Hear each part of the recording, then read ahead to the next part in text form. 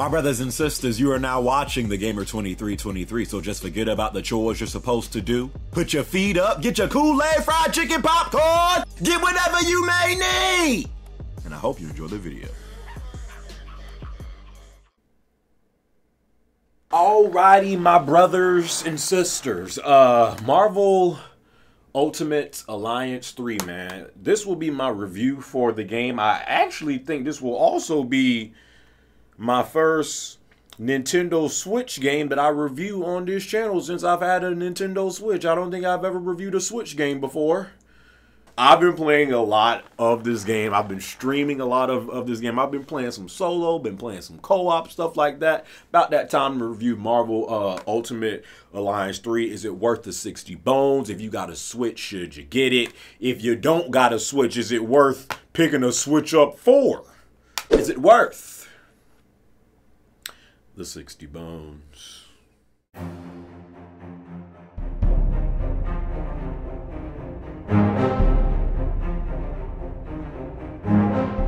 Alright, so Marvel Ultimate Alliance 3, you guys know my biggest gripe, well, my two biggest gripes for this game before it came out was, one, the way this junk was looking. That junk was looking like a Leapfrog game.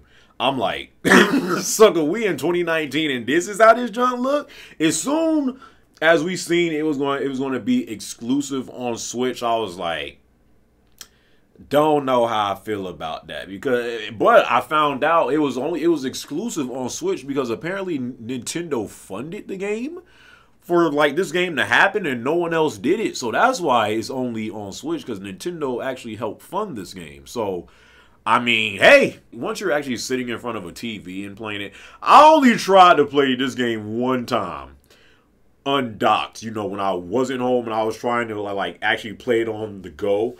Sucker, I started that game. As soon as the game started, I turned it off. I'm like, oh no, I am not playing the game like this. I'm not sure of the resolution of this game, docked versus undocked, you know, but again, the graphics aren't, you know, that much really to talk about. But I feel like the art style this game has, like, you can get past that, you know, if you're one of those gamers that, you know, you don't put that much emphasis on graphics, and as long as the game is fun and the gameplay is fun and you know, and stuff like that, and the story is good to get into, then you can look past the graphics. But if you're one of those gamers that, you know, you pay attention to the graphics and lighting and the aesthetics, then yeah, this game really ain't all that much to look at. And that's why every time I damn near streamed this game, I had a sucker come through the stream like,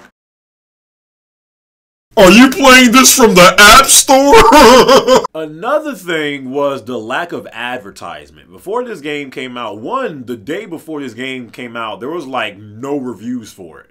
And like every time that happens today, when the game is about to drop the next day and there's no reviews and the embargo is up and there's no reviews, that's when it starts to look like real spooky. Like, okay, this junk must be ass, bro, because there's no reviews. So there was like no reviews. There was little to no.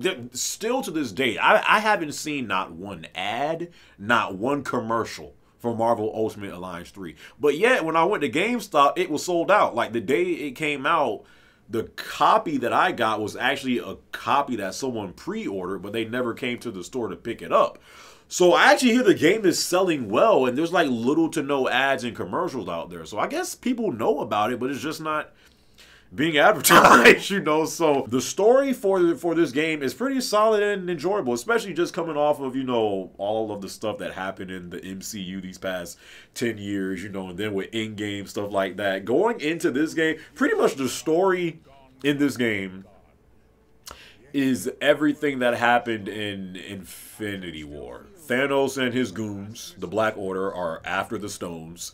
You as well are after the stones, and it's like a race to get to the stones before Thanos kills you all.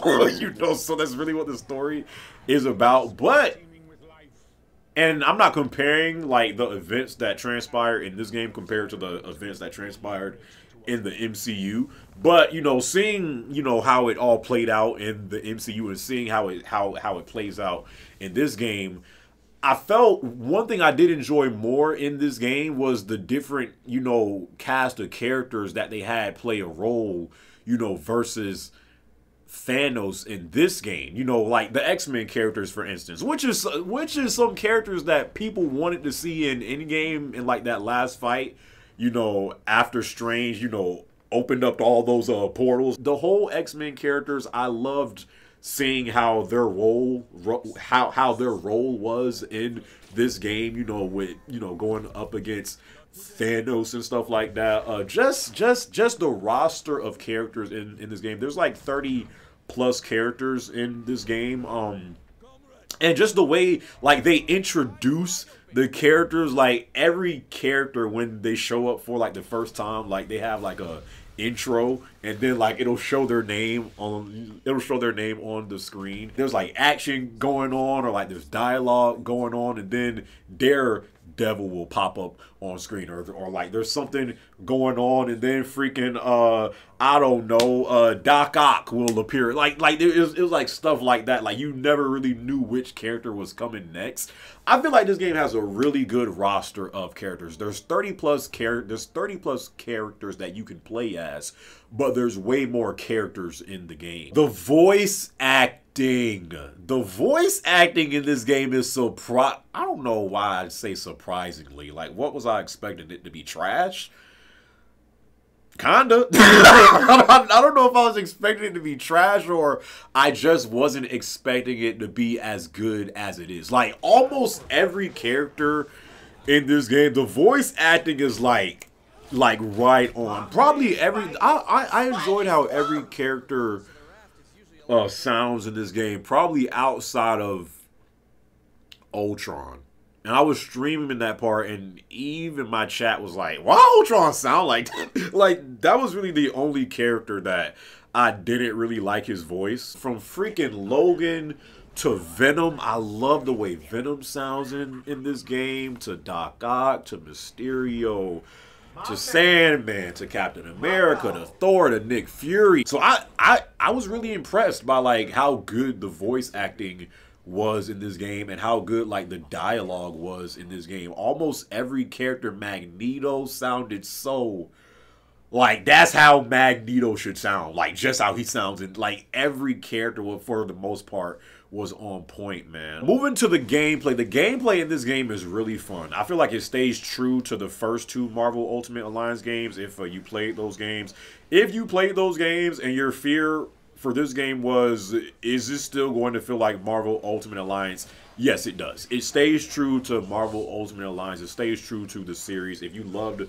those games, you're probably going to like playing this game. I can sit down and play for 5 and 6 hours plus and never get bored. Every time I play this game, I'm never bored. I'm doing something. I'm like grinding a character, or I'm trying to complete a trial, or I'm doing the story, or playing co-op, whatever. This game, for me, if you were a Marvel Ultimate Alliance fan, this game is really fun to play, man. You know, fighting, you know, and trying to assemble your team with all the characters that's in this game. You can assemble a team of 4. So you do want to keep in mind, though, when you're like when you are assembling your team, they have this thing to where, like, based off of the chemistry each character has with each other, like it'll upgrade like the overall team bonus of the team. So say for instance you pick the Guardians of the Galaxy. You pick Star-Lord, Drax, Gamora, and Rocket Raccoon. It'll upgrade the overall team bonus, so your health will get upgraded. Your defense will get upgraded. I think your specials do more damage. So you do want to keep in mind when you're assembling your team to kind of pick characters that, you know, have chemistry with each other and play well off of each other. Right now, my team is Captain America, Thor, Venom, and Storm. Storm is a freaking beast. And the way Storm and Thor, oh my God, that combination of Storm and Thor, because Thor got the electricity, and then, like, you know, he'll do like a lightning attack, and then if you use Storm's wind, like the freaking wind will catch like light. Bruh, I love that combination. Storm and Thor. Storm is a beast in this freaking game. So, yeah, all that stuff is fun. Just trying to assemble the team that you want. And there's like a lot of characters to play with, and each character in their own way is fun to play with, you know. So it is tough trying to assemble that first team and like trying to stick with just 4 characters. The highest rank you can get is 100, so you do have to, there is like a lot of grinding in this game, you know, but it's the fun grinding. You know how some grinding like feels like a chore, you know, trying to upgrade your character and stats and stuff like that? No. In this, it's actually fun to do. Going to the difficulty real quick, because this at one point, this was one of the issues I had with this game. Because when you start the game, there's only 2 difficulties to choose from. You have the friendly difficulty and the mighty difficulty. The friendly difficulty is pretty like, that's like preschool, like Angry Joe hip-hop gamer type difficulty. And the, and the mighty difficulty is like somewhat more of a challenge, but it's really not that much of a challenge. So when I started playing this game, I felt like it was too easy. Like it was pretty easy. You wasn't really dying a lot. I'm like, man, this joint really is almost too easy to play. But as you progress through the game, it does get tougher. Let me get into talking about the solo and co-op, because I feel like depending on if you're playing by yourself or playing with co-op, it can kind of vary how the difficulty is in this game for you. So the majority of the time I'm playing this game, it is solo, because the times I did play co-op, and the co-op, shockingly, and I shouldn't have to say this, but, you know, we are playing on the Nintendo Switch, and we all know that the Nintendo online, that online ain't that good. You know, like, we all know this. The Nintendo Online, Jesus Christ, you know. But no, the co-op in this game, it actually works. Like, it actually works, bro. Like, when you do the co-op, you can create a create a room, and then I think up to 3 of your friends can join, and there's no connection issues. There's little to no lag, at least when I play with my viewers. There's little to no lag on my end. There's little to no lag on their end.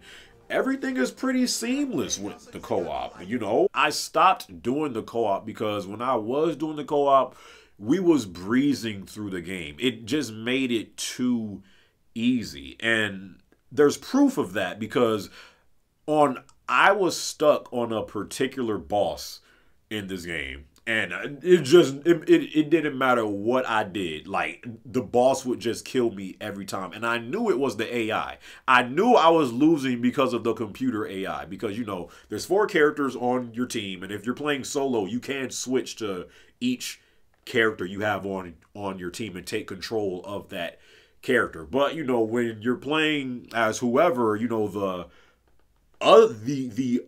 other 3 characters are controlled by the computer, of course. As you progress through the game, there's a lot of boss fights in this game. As you progress through the game, I ain't gonna say the boss that I was doing, but suckers in the stream know. Actually, I will say the boss fight against Dormammu.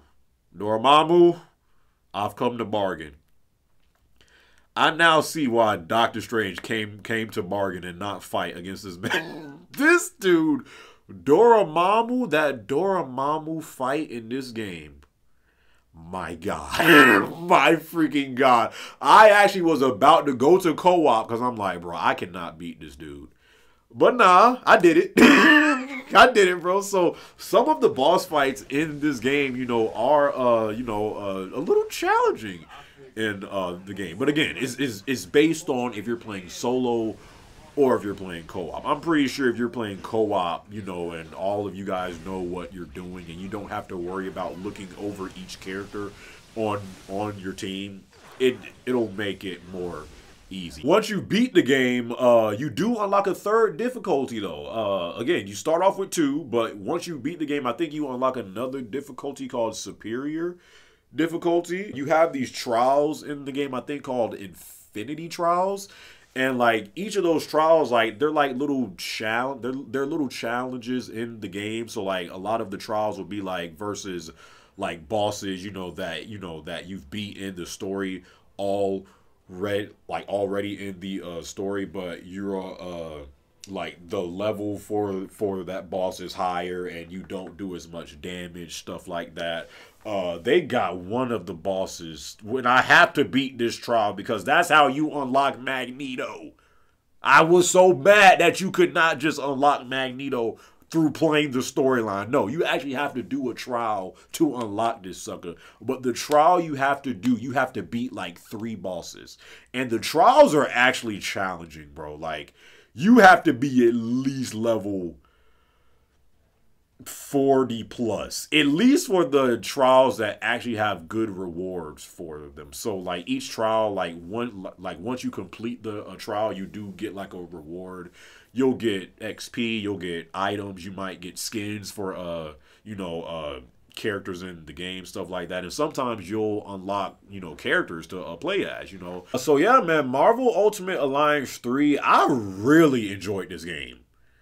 Like, really enjoyed it. Like, again, my Switch was an air filter. I wasn't doing nothing with my Switch. As soon as this game dropped, I'm playing nothing but the Switch. I really enjoy this game. It's fun to play. I never get bored playing the game. I can literally sit down and play this game for hours. And it's just fun to play. The only things I did not like about this game was, again, one, the visuals, can be better. Playing on PlayStation 4 and Xbox and PC and stuff like that, and you go to a game like this, is like, sucker, we damn near 2020. What the hell is this? Like, yeah, it's not the most visually pleasing game to look at. Honestly, the main issue, though, was the camera. Sometimes when you're playing the game and, going against boss fights or, whatever, chapter you're in, sometimes the camera angles they throw at you is just like, this junk is annoying. It's like a stop, and like you can control the I think you move the right stick and like you can control like which way the camera is facing, and if you click the right stick, I think it'll like reset to whichever way you're facing. But at times, yeah, the camera does get a little annoying in this game. It does. Another thing that happens, it doesn't happen a lot, but it did happen a few times when I was playing this game on a stream. Again, this is the Switch that we're playing on. We all know the Switch ain't, the most powerful console out there like the Xbox One X is. There were times when there's like a lot of stuff going on the screen when like you're fighting a lot of enemies or like you're going against bosses and there's like a lot of there's a lot of explosions and stuff going on, especially when like you do that 4-team alliance special where all 4 characters on your team do like their do their special move, and there's a lot of enemies and explosions and bosses on the screen. Sometimes the Switch will be like, time out, sucker, you doing too much. You're doing way too much right now, and then you will start to see some frame rate drops. It doesn't happen too often. It only happens, with stuff like that. But yeah, outside of that, those were the only 3 things that, and well, another thing, but this isn't even the game. This is just Nintendo being stubborn. Like, honestly, I feel like, and again, because it is exclusive to the Switch, I feel like if this was on PlayStation 4 and Xbox and stuff like that, to where you have achievements, while you're playing the game, you're getting trophies or you're unlocking achievements and stuff like that. It makes the game, that much. It just improves, the overall experience you get from the game and like make it that much fun. Because Nintendo don't got no freaking type of achievements or trophies or nothing like that. I'm like, God damn. Outside of that, I enjoyed every aspect of this game. I am giving Marvel Ultimate Alliance 3 a solid 8.5 out of 10. This is definitely a game that if you have a Switch, I feel like you should buy, especially if you are a fan of Marvel and you played the previous Marvel Ultimate Alliance games. This game stays true